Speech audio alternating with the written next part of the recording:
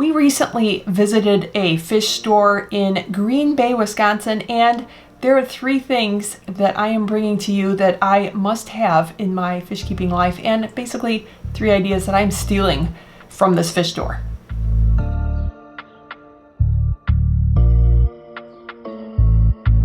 Welcome back to the Small Scape, and today I get to talk about yet another fish store. This one is Advanced Aquarium Systems in Green Bay, Wisconsin.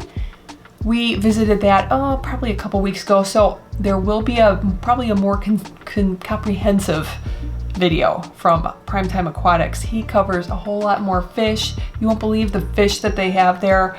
Rare fish maybe you've never ever seen before, but definitely check out his video when it comes out. But I'm beating him with mine because there are 3 things that I saw there. Now I don't know if these would have caught anybody else's eye. I think a couple of them obviously, but I'm gonna start off with the biggest one, and that would be the actual aquariums and the racks that they are on. It's a striking look when you first walk into this fish store.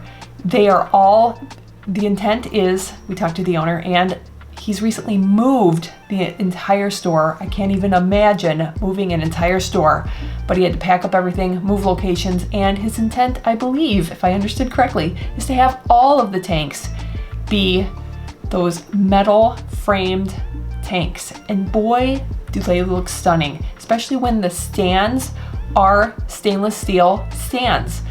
It's just such a striking look to have. It almost like kind of adds to the sparkle of the water and the fish, and it just is a very cool look. Now, not only that, so yes, I do need a vintage metal framed tank in my life. Melanie, that we just visited a while back, Melanie Holmes in Missouri, she had gotten one too at a swap, and I need one too, so I will be on the lookout for one. Hopefully I can have it in my life. But also take note that the way that these are placed, if you do have to, and I really don't like to put aquariums, if you're gonna stack them, because you can make use of a lot of vertical space if you have multiple tanks and you want to stack them, well, the bottom one really kind of gets the short straw. Not only is it harder to fill, harder to siphon, it's just harder to see, appreciate, etc. But the way that he had his tanks out, they were staggered.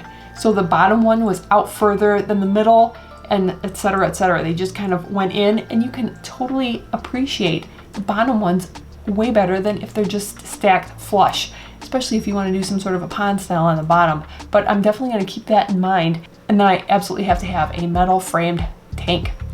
Number 2, and I know Mr. Primetime's going to cover this in his video because this fish caught both of our eyes. Now, you've heard of the lampi rasbora, and I'm sure you've heard of the Congo Tetra, but have you ever heard of the lampi Congo Tetra? I hadn't. I had never seen these before, and now I absolutely need them in my life. Have you ever seen these before? Have you kept them? They are so beautiful with their blue kind of heads glowing, kind of just beautiful. Now, from what I understand, I kind of equate them to a silvertip tetra, so similar activity level. You want to keep them in groups, probably similar size, 2.5 inches to 3 inches. But keep them in groups. They're going to be very active and kind of schooling together. And with that blue coloration on the eyes, it would be striking. Now, I think you'd probably want to stick with more than a 20 gallon, so I'd have to bump up my comfort range. 30 gallon, 29 gallon.